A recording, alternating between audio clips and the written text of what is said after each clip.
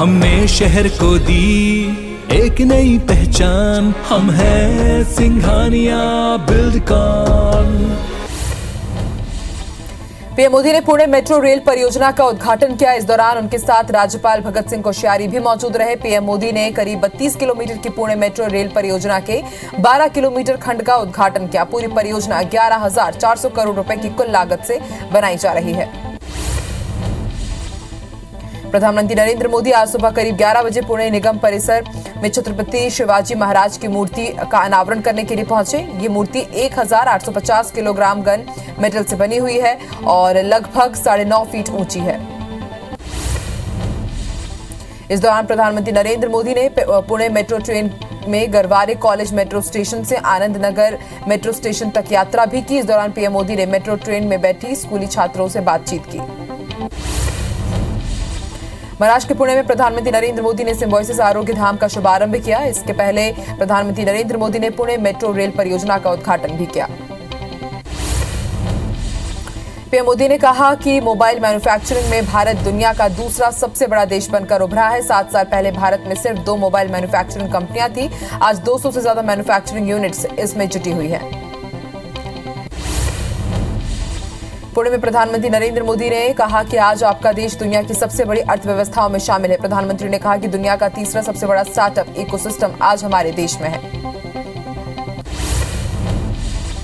महाराष्ट्र में पीएम मोदी ने कहा कि पुणे ने education, research and development, IT और ऑटोमोबाइल के क्षेत्र में भी अपनी पहचान निरंतर मजबूत की है। ऐसे में आधुनिक सुविधाएं पुणे के लोगों की जरूरत है और हमारी सरकार पुणे वासियों की इसी आवश्यकता को ध्यान में रखते हुए काम कर रही है। आज देश के 2 दर्जन से अधिक शहरों में मेट्रो जल्द चालू होने वाली है। पुणे में पीएम मोदी ने इलेक्ट्रिक वाहनों के उपयोग पर जोर दिया। पीएम ने कहा कि हमारी सरकार का प्रयास है कि हर शहर में ज्यादा से ज्यादा ग्रीन ट्रांसपोर्ट हो। इलेक्ट्रिक बसें, इलेक्ट्रिक कारें, इलेक्ट्रिक 2 पहिया वाहन हो। हर शहर में स्मार्ट मोबिलिटी हो। लोग ट्रांसपोर्ट सुविधाओं के लिए एक ही कार्ड का इस्तेमाल करें। यूपी के गाजियाबाद में आज सीआईएसएफ ने अपना स्थापना दिवस मनाया और इस मौके पर आयोजित कार्यक्रम में केंद्रीय गृह मंत्री अमित शाह शामिल हुए। परेड की सलामी ली। कार्यक्रम में जवानों ने कई करतब भी दिखाए। सीआईएसएफ के स्थापना दिवस पर गृह मंत्री अमित शाह ने कहा कि 52 साल की यात्रा में सीआईएसएफ ने एक मौन कर्मयोगी की तरह अपना योगदान दिया है। कोरोना महामारी के दौरान जब भारतीय विदेश से वापस आए थे तब सीआईएसएफ कर्मियों ने साथ ही भारतीयों की देखभाल करने का जोखिम उठाया, यहां तक कि अपनी जान भी गंवा दी। दिल्ली में केंद्रीय रेल मंत्री अश्विनी वैष्णव ने जन औषधि केंद्र का दौरा किया और कहा कि प्रधानमंत्री का हेल्थ केयर के लिए एक व्यापक दृष्टिकोण है जिसमें जन औषधि केंद्र, आयुष्मान भारत, नए मेडिकल कॉलेज, फार्मास्यूटिकल की मैन्युफैक्चरिंग और इस तरह की बहुत सी सुविधाएं जो आम नागरिकों के लिए कम दामों में उपलब्ध हों। दिल्ली में भाजपा के राष्ट्रीय अध्यक्ष जेपी नड्डा ने दिल्ली में पार्टी मुख्यालय में राष्ट्रीय महासचिवों के साथ बैठक की जिसमें 5 राज्यों में हुए मतदान को लेकर चर्चा की गई। रूस के रक्षा मंत्रालय ने कहा कि रूसी सेना लगातार हमले कर रही है। रूस ने यूक्रेन के S-300 एयर डिफेंस सिस्टम को पूरी तरह से तबाह कर दिया है। साथ ही कहा गया कि रूस ने विशेष अभियान के दौरान 2203 सैन्य ठिकानों को उड़ा दिया है। रूस की बमबारी से खार्किव का मार्केट तहस नहस हो चुका है। रूस और यूक्रेन के बीच युद्ध जारी है। इस दौरान भारत ने भारतीय वायुसेना की विशेष उड़ान से पोलैंड के माध्यम से यूक्रेन को मानवीय सहायता भेजी। आपको बता दें कि रूस यूक्रेन के कई शहरों पर बमबारी कर रहा है। यूक्रेन के राष्ट्रपति जेलेंस्की का कहना है कि रूस की सेना यूक्रेन के बंदरगाह शहर ओडेसा पर बमबारी की तैयारी कठिन था और वह रूस यूक्रेन में संघर्ष को शांतिपूर्ण तरीके से सुलझाने की कोशिश कर रहे थे। यूक्रेन के मुताबिक इस जंग में 6 मार्च तक रूस के 11,000 सैनिक मारे गए हैं। वहीं इस युद्ध में रूस के 44 प्लेन और 48 हेलीकॉप्टर वो गंवा चुका है। वहीं यूक्रेन और रूस के बीच जारी जंग का आज यानी कि रविवार को 11वां दिन है। यूक्रेन में रूस की भीषण तबाही के कारण वहां के कई शहर खंडहर हो चुके हैं। वहीं यूक्रेन छोड़कर जाने वालों लोगों की संख्या लगातार बढ़ रही है। उड्डयन विमानन मंत्रालय के मुताबिक ऑपरेशन गंगा के तहत यूक्रेन से पड़ोसी देशों से 11 विशेष विमानों के द्वारा आज 2135 भारतीयों को देश वापस लाया गया। इसके साथ ही अब तक 15,900 से ज्यादा भारतीयों को वापस लाया जा चुका है। रूस के हमले के बाद बड़ी संख्या में यूक्रेन के लोगों ने देश छोड़ना शुरू कर दिया है। यूक्रेन के शरणार्थियों की संख्या 15 लाख के पार पहुंचने की उम्मीद है। रूस द्वारा हमले के बाद बड़ी संख्या में लोगों ने देश छोड़ना शुरू कर दिया था। बता दें कि लोगों ने पोलैंड, रोमानिया, स्लोवाकिया और अन्य जगहों पर शरण ली है। रूस और यूक्रेन की जंग का आज 11वां दिन है। इसी क्रम में रूस के राष्ट्रपति पुतिन ने धमकी दी कि अगर यूक्रेन नहीं झुका तो उसका नामो निशान मिटा दिया जाएगा। वहीं पुतिन की धमकी के जवाब में यूक्रेन के राष्ट्रपति ज़ेलेंस्की ने कहा है कि हम आजादी के लिए लड़ेंगे और किसी के सामने नहीं झुकेंगे। जम्मू कश्मीर के श्रीनगर के अमीरा कदल बाजार में ग्रेनेड हमले में पुलिसकर्मियों समेत कई लोग घायल हो गए, जबकि एक महिला की मौत हो गई है। पुलिस ने बताया कि घायलों को नजदीकी अस्पताल में भर्ती कराया गया है। पंजाब के अमृतसर में बीएसएफ हेडक्वार्टर में आज सुबह एक जवान ने मेस में ताबड़तोड़ गोलियां चलने से 5 जवानों की मौत हो गई है। फायरिंग करने वाले जवान की पहचान बटालियन 144वीं के कांस्टेबल सत्यप्पा के रूप में हुई है। घायलों का हालचाल जानने के लिए बीएसएफ के आईजी अमृतसर पहुंचे। भारतीय मुक्केबाज एमसी मैरी कॉम विश्व चैंपियनशिप और एशियाई खेलों में भाग नहीं लेंगी। मैरी कॉम ने यह फैसला युवा पीढ़ियों के लिए मुक्केबाजी के क्षेत्र में जगह बनाने और उन्हें प्रेरित करने के लिए लिया है।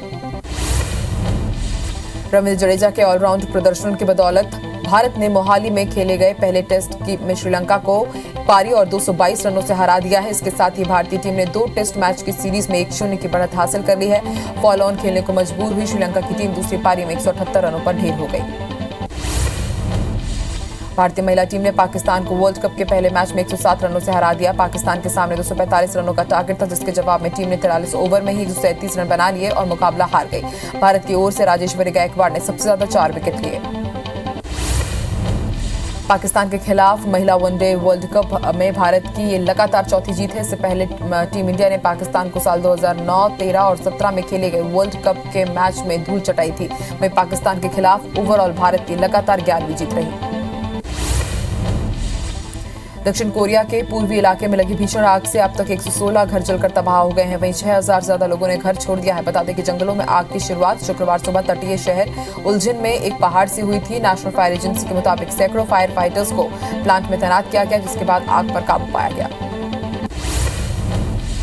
नेपाल में भूकंप के झटके महसूस किए गए। भूकंप का केंद्र राजधानी काठमांडू से 166 किलोमीटर दूर था। रिक्टर स्केल पर भूकंप की तीव्रता 4.3 मापी गई। फिलहाल इस भूकंप से हुए नुकसान के बारे में कोई जानकारी नहीं मिली है।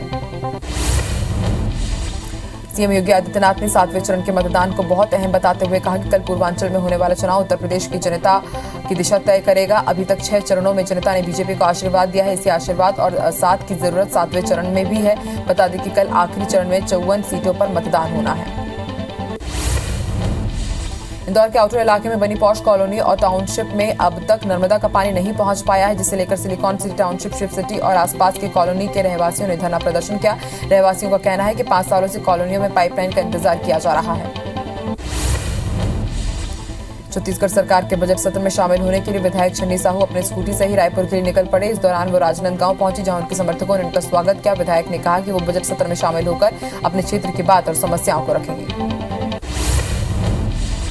उत्तर प्रदेश के डिप्टी सीएम केशव प्रसाद मौर्य दतिया पहुंचे, जहां उन्होंने मां बंगला मुखी के दर्शन के साथ ही बनखंडेश्वर महादेव का अभिषेक किया। इस दौरान उन्होंने यूपी में प्रचंड बहुमत से बीजेपी की सरकार बनने का दावा किया। उन्होंने कहा कि उत्तर प्रदेश में बीजेपी पूर्ण बहुमत के साथ सरकार बनाएगी।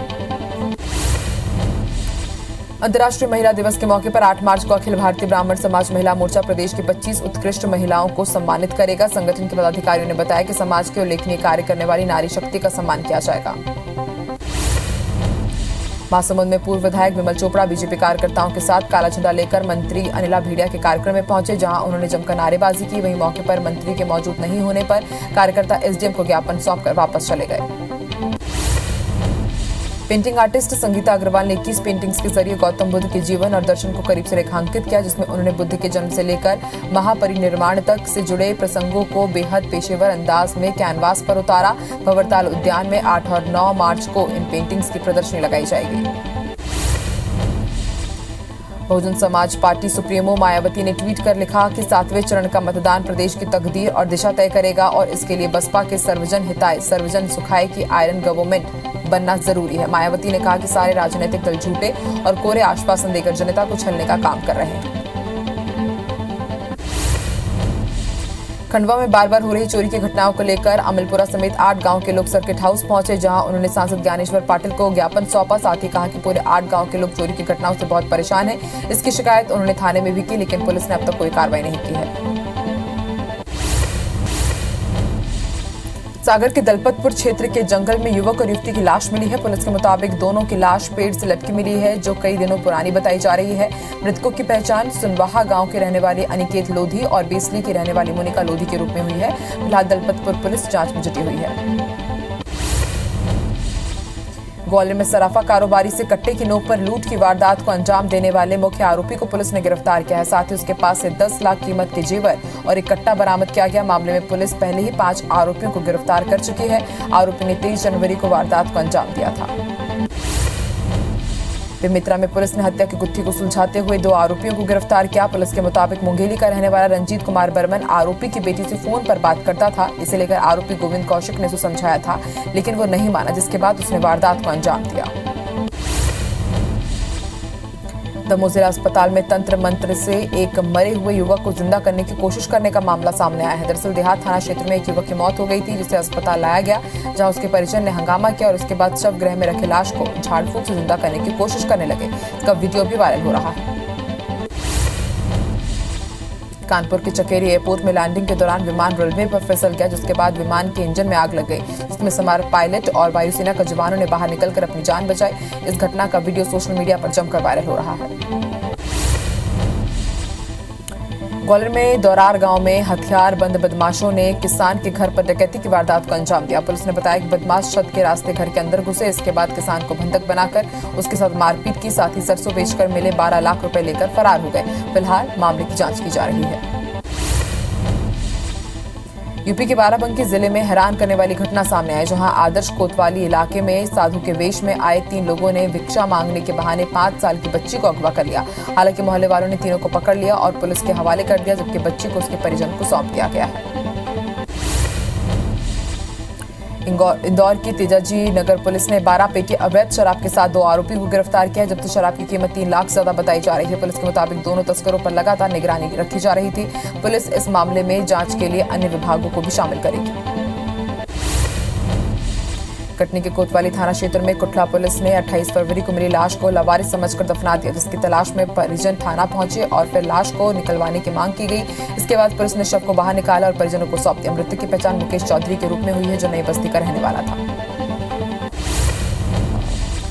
सूरजपुर की झिलमिली पुलिस ने 3 मार्च को भैया थान के मोबाइल दुकान में चोरी करने वाले 5 आरोपियों को गिरफ्तार किया। साथ ही उनके पास 44 मोबाइल और 5 स्मार्ट वॉच बरामद किए गए, जिसकी कीमत लगभग 6,50,000 रुपए थी। मुखबिर की सूचना पर पुलिस ने कार्रवाई की। दमोह जिले की पथरिया से बीएसपी विधायक रामबाई सिंह अपने बयान के कारण एक बार फिर सुर्खियों में है। विधायक रामबाई ने कहा कि जनता कहेगी तो वो मंत्री गोपाल भार्गव के खिलाफ रहली विधानसभा से चुनाव लड़ेंगे। विधायक रामबाई एक निजी कार्यक्रम में शामिल होने के लिए रहली पहुंची थी।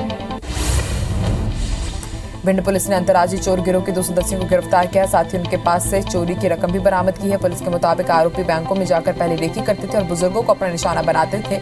फिलहाल पुलिस इस गिरोह के अन्य सदस्यों को पकड़ने में जुट गई है। जांजगीर चांपा के सक्ती डीईओ बीएल खरे ने ढबरा बीईओ ऑफिस के लिपिक सालिक राम पटेल को सस्पेंड कर दिया है। साथ ही उसे मालखरौदा बीईओ ऑफिस में अटैच कर दिया है। लिपिक ने रामभाटा के प्रधान पाठक जागेश्वर मैत्री की सर्विस बुक की जाती वाले कॉलम में काटछाट की थी। जबलपुर के केवलारी गांव में नाली के विवाद को लेकर दबंग ने किसान की ट्रैक्टर से कुचलकर हत्या कर दी, जबकि आरोपी का सगा भाई भी ट्रैक्टर चढ़ने की वजह से घायल हो गया है। मृतक और आरोपी के बीच नाली का विवाद 2 दिनों से चल रहा था, जिसकी सूचना बेलखेड़ा थाने में दी गई। छत्तीसगढ़ के विभिन्न इलाकों से मोबाइल टावर की बैटरियां चोरी करने वाले 4 आरोपियों को साइबर सेल और राखी पुलिस की टीम ने मेरठ से गिरफ्तार किया। आरोपी चोरी की वारदात को अंजाम देने के लिए फ्लाइट से आते थे। आरोपियों ने चोरी करने के लिए ही रायपुर में कार खरीदी थी। बेमित्रा की सिटी कोतवाली पुलिस ने शहर की विभिन्न दुकानों में चोरी करने वाले 3 चोरों को बिलासपुर से गिरफ्तार किया। गिरफ्तार चोरों में से एक नाबालिग है। पुलिस ने मुखबिर की सूचना पर ही कार्रवाई की और आरोपियों के पास से एक मोटरसाइकिल सहित नकद भी बरामद किया गया। धमतरी के कुंडेल गांव में दहेज प्रताड़ना के आरोप में करेली बड़ी पुलिस ने पीड़िता के पति और सास को गिरफ्तार कर लिया है। पुलिस के मुताबिक रत्ना साहू को दहेज कम लाने के नाम पर उसका पति टाकेश कुमार साहू और सास उमाबाई साहू प्रताड़ित कर रहे थे, जिसके आधार पर यह कार्रवाई की गई।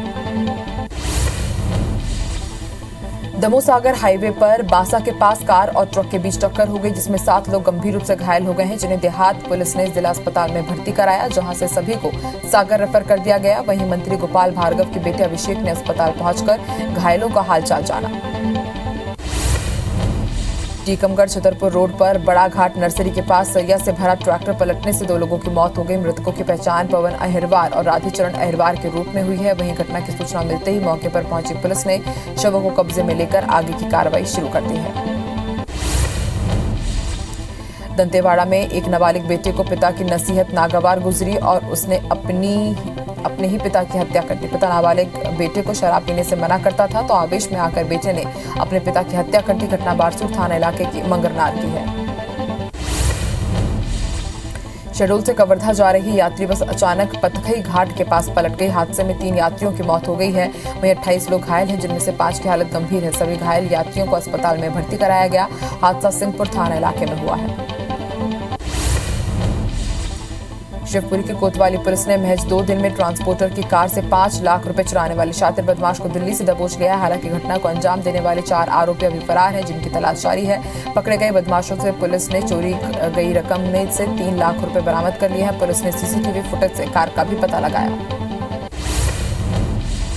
सरायपाली में अवैध रूप से जुआ खिलाते हुए एक युवक को गिरफ्तार किया गया और उसके पास से 3000 रुपए बरामद किए गए। पुलिस ने आरोपी को हिरासत में लेकर जांच शुरू कर दी है।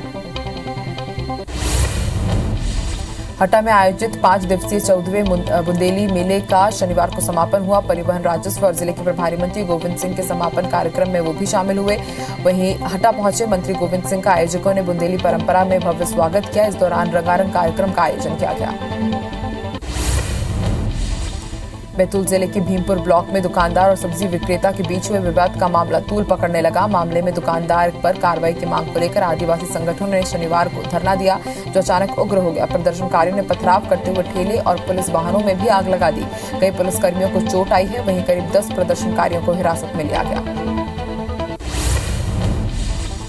अयोध्या में राम जन्मभूमि परिसर के निकट येलो जोन की सुरक्षा में तैनात सिपाही का शव पंखे से लटका मिला है। घटना की सूचना मिलते ही सुरक्षा के आला अधिकारी मौके पर पहुंचे। बताया जा रहा है कि मृतक गगन राठी अयोध्या कोतवाली इलाके में किराए के मकान में रहता था। वहीं जवान ने फांसी क्यों लगाई, अभी इसकी जांच पुलिस कर रही है। मंदसौर की शामगढ़ पुलिस ने सनसनीखेज हत्याकांड का खुलासा किया है। मंदसौर एसपी अनुराग सुजानिया ने प्रेस कॉन्फ्रेंस कर मामले का खुलासा किया। हत्याकांड को मृतक के बेटे ने ही अंजाम दिया था। पिता के खराब चरित्र और जायदाद में एकाधिकार होने के चलते आरोपी ने घटना को अंजाम दिया।